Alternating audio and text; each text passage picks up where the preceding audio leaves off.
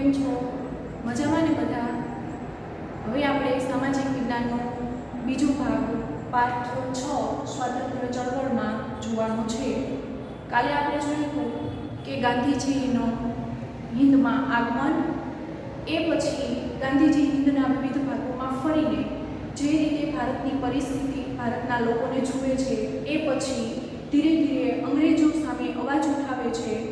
એ દરમિયાન ચંપારણ સત્યાગ્રહ કરે છે, ખેડા સત્યાગ્રહ થાય છે, પછી રોલેટ એક્ટનો વિરોધ કરે છે.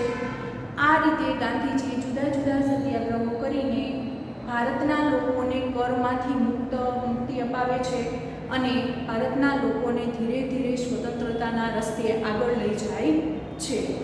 આજે આપણે પાઠ 6નો સ્વાતંત્ર્ય ચળવળમાં ત્રીજો ભાગ જોવાનો છે, દાંડી કૂચ. હવે આપણે જોઈએ કે તમને પ્રશ્ન થશે કે દાંડી કૂચ શા માટે જરૂરિયાત ઊભી થઈ કે દાંડી કૂચ સત્યાગ્રહ કરવાની?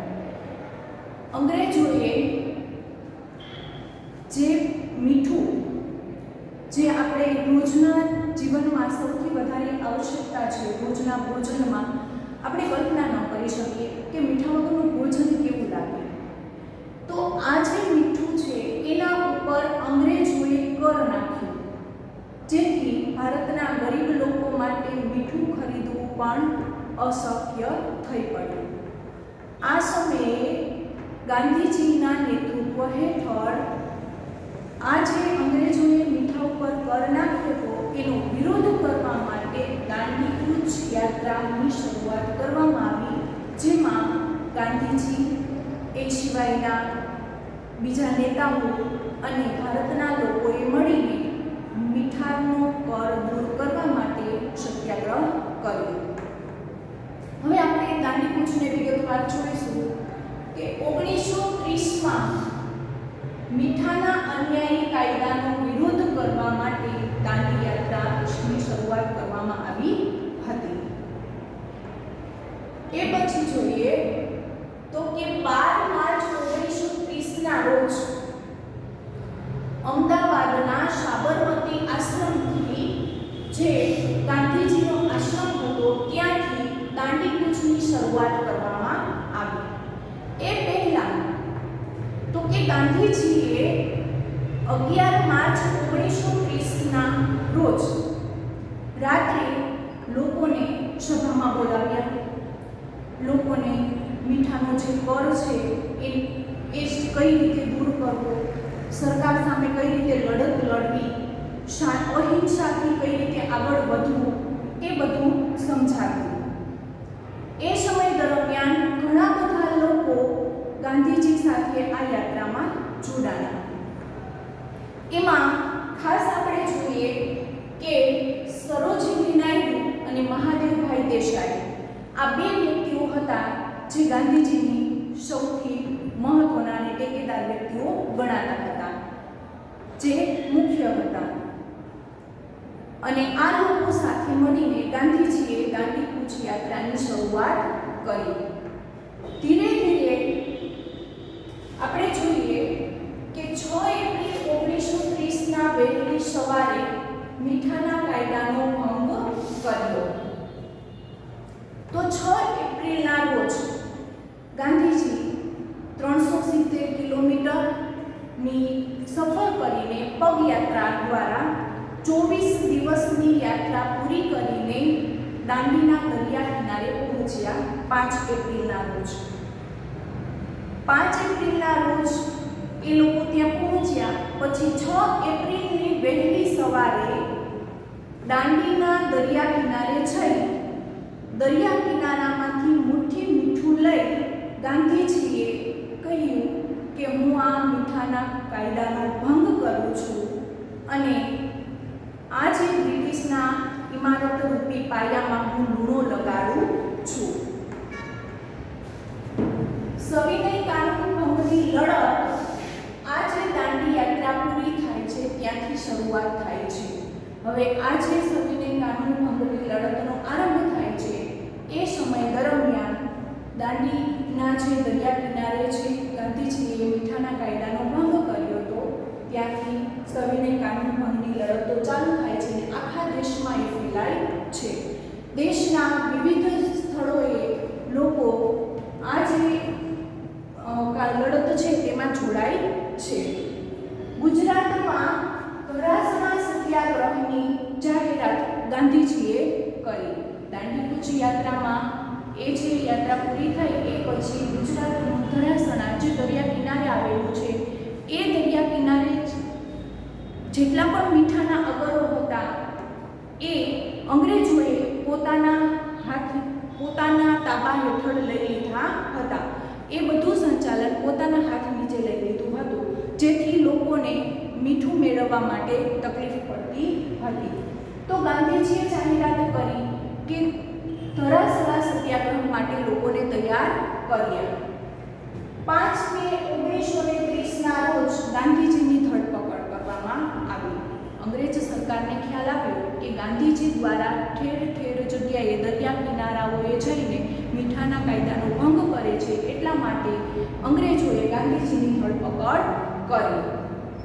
ધરાસણામાં ગાંધીજીની ધરપકડ થતાં એ પછીના નેતા તરીકે અબ્બાસ તૈયબજીને આ જે સત્યાગ્રહ છે એની નેતાગીરી સોંપવામાં આવી. હવે અંગ્રેજોએ અબ્બાસ તૈયબજીની પણ ધરપકડ કરી લીધી. હવે બંને નેતાઓની ધરપકડ થતાં એક સ્ત્રી નેતા તરીકે સરોજિની નાયડુ આગળ આવ્યા અને એને આ જે ધરાસણા સત્યાગ્રહ છે એની આગેવાની લીધી અને લોકોને એ તરફ આગળ વધાર્યા. ધરાસણા સત્યાગ્રહમાં પૂરું થતાં ધરાસણા ઉપરાંત વિરમગામ, ધોરેરા, સુરજ કરાડી, વડાલા આ અલગ અલગ જગ્યાએ મીઠાના કાયદાનો ભંગ કરવા માટે સત્યાગ્રહ કરવામાં આવ્યો. હવે આ બધી જગ્યાઓએ સત્યાગ્રહ થતાં આખા દેશમાં ધીરે ધીરે ફેલાવા લાગ્યું. સરહદના વિસ્તારોમાં અબ્દુલ ગફાર ખાનની આગેવાની નીચે ના કરની લડત લડવામાં આવી. ના કર એટલે કે કોઈ પણ જાતનો કર નહીં, કોઈ પણ જાતનો કર ભરવો નહીં, કોઈ પણ જાતનો કર લાગુ પાડવો નહીં. અબ્દુલ ગફાર ખાનની આગેવાની હેઠળ આ ના કરની લડત શરૂ કરવામાં આવી. તેથી અબ્દુલ ગફાર ખાનને સરહદના ગાંધી તરીકે ઓળખવામાં આવે છે. આ સમય દરમિયાન જ્યારે મીઠાના કાયદાનો ભંગ કરે છે, લોકો સાથે જોડાઈને અંગ્રેજો સામે વિરોધ કરે છે અને એમાં પણ અંગ્રેજો આ જે લડત છે એને દબાવવાનો પ્રયાસ કરે છે, એ સમય દરમિયાન અંગ્રેજો લોકો ઉપર લાઠીચાર્જ કરે છે, લોકો એને સહન કરી લે છે અને લડત અહિંસક રીતે આગળ ચલાવે છે. ત્યાર પછી જોઈએ તો કે પ્રથમ બોડમેજી પરિષદ કોંગ્રેસની ગેરહાજરીને કારણે નિષ્ફળ ગઈ. હવે ભારતમાં બંધારણ ઘડવા માટે બંધારણ કઈ રીતે આપવું, બંધારણમાં કયા સુધારાઓ કરીને ભારતનું શાસન ચલાવવું, એક પ્રશ્ન હતો. તો એના માટે બોડમેજી પરિષદ બોલાવવામાં આવી. આ બોડમેજી પરિષદમાં કોંગ્રેસના એક પણ સભ્ય હાજર રહ્યા નહીં. તેથી પ્રથમ બોડમેજી પરિષદ કોંગ્રેસની ગેરહાજરીને કારણે નિષ્ફળ ગઈ. ત્યાર પછી તો કે ગાંધી ઇરવિન કરાર થાય છે. આપણા મહાત્મા ગાંધીજી અને વાયસરોય ઇરવિન આ બંને વચ્ચે કરાર થાય છે.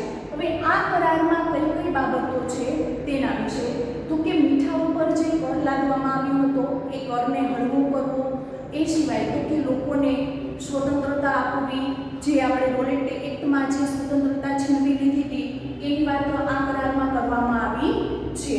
તો આ કરારમાં ગાંધીજી અને ઇરવિન વચ્ચે કરાર થયા અને એ કરાર દ્વારા ગાંધીજીને એમાં સફળતા મળી.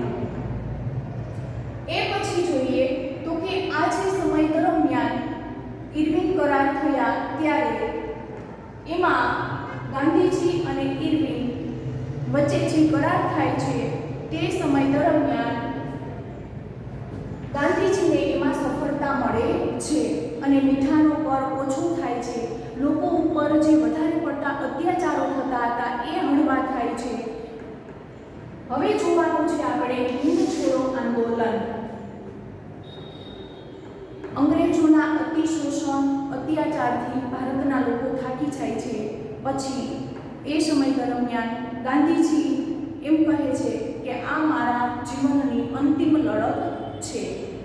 કરેંગે યા મરેંગે સૂત્ર આ લડત દરમિયાન ગાંધીજી આપે છે અને લોકોને ફરીથી હતાશામાંથી બેઠા કરવાનું કામ કરે છે. લોકો હતાશ થઈ ગયા હોય છે અંગ્રેજોના અત્યાચારથી. તેથી ગાંધીજી એ લોકોને સમજાવે છે, ભારતને સ્વતંત્રતા આપવા માટે તત્પર કરે છે, તૈયાર કરે છે. અને હિંદ છોડો આંદોલન ગાંધીજી, જવાહરલાલ નહેરુ, સરદાર વલ્લભભાઈ પટેલ જેવા મહાન નેતાઓનો સાથ મેળવીને અને ભારતના લોકોનો સાથ મેળવીને હિંદ છોડો આંદોલન ચાલુ કરે છે. બીજા વિશ્વયુદ્ધ દરમિયાન વ્યક્તિગત સત્યાગ્રહ શરૂ થયો. હવે આ જે હિંદ છોડો આંદોલન દેશમાં ચાલતું હતું, દેશમાં ઠેર ઠેર આંદોલનો ચાલતા હતા, બધા લોકો આંદોલનમાં જોડાણા હતા. એમાં ખેડૂતો, શિક્ષકો, વિદ્યાર્થીઓ, ઉદ્યોગપતિઓ બધા જ તેમાં આવી ગયા અને હિંદ છોડો આંદોલન માટે પોતપોતાનું શિક્ષણ છોડીને, કામગીરી છોડીને આ આંદોલનમાં લોકો જોડાણા. તો આ સમય દરમિયાન ભારતમાં આંદોલનો ચાલતા હતા અને અન્ય દેશો પર એકબીજા દેશો સામે વિરુદ્ધ બીજું વિશ્વયુદ્ધ ચાલતું હતું. હવે ગાંધીજીએ સરકારને કોઈ શાસનમાં મુશ્કેલી ન પડે એટલા માટે ગાંધીજીએ વ્યક્તિગત સત્યાગ્રહ શરૂ કરવાનું વિચાર્યું અને આ વ્યક્તિગત સત્યાગ્રહમાં સૌપ્રથમ વિનોબા ભાવેને એની જવાબદારી સોંપવામાં આવી કે વ્યક્તિગત સત્યાગ્રહની શરૂઆત વિનોબા ભાવેએ કરી. 1942માં બ્રિટિશ સરકારે ક્રિપ્સ મિશન મોકલ્યું. હવે આ જે ક્રિપ્સ મિશન મોકલ્યું એમાં અંગ્રેજોનો ઈરાદો સંપૂર્ણ ભારત છોડવાનો નહોતો. અંગ્રેજોને ભારત પાસેથી ઘણું બધું મળતું હતું એટલે એને ભારત છોડવું ગમતું નહોતું. તો અંગ્રેજોએ આ ક્રિપ્સ મિશન મોકલ્યું. તો આ ક્રિપ્સ દરખાસ્તમાં ભારતને સંપૂર્ણ આઝાદી મળે એમ નહોતું. એને અમુક સત્તાઓ પોતાના હાથમાં રાખવી હતી જે ભારતના લોકોને ગમ્યું નહીં. પરંતુ ભારતના લોકોને તો સંપૂર્ણ દેશ સ્વતંત્ર જોઈતો હતો.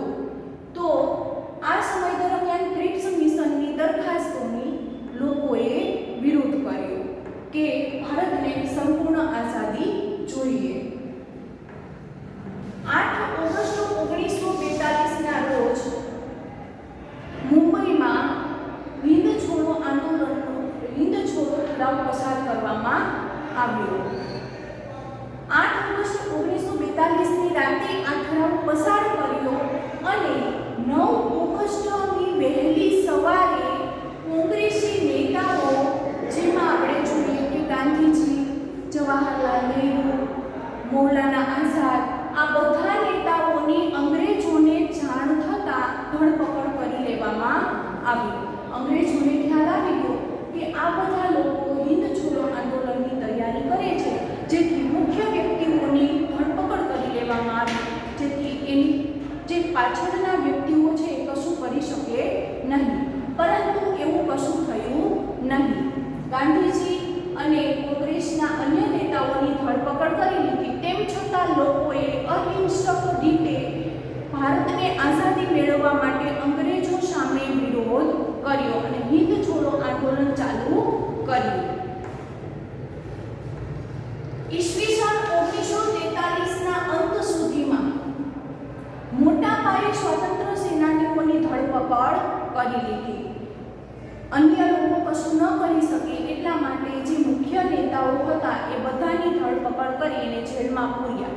પરંતુ લોકોએ શું કર્યું? તો કે પોસ્ટ ઓફિસો છે, રેલવે સ્ટેશનો છે, શાળાઓ છે, સરકારી કચેરીઓ છે, આ બધા ઉપર ભાંગફોડ કરવાની શરૂઆત કરી અને અંગ્રેજોને સંપૂર્ણ સ્વશાસન મેળવવા માટેની માંગણી કરી. હવે આ લોકો આંદોલન સામે અંગ્રેજોએ દમનકારી નીતિ અપનાવી.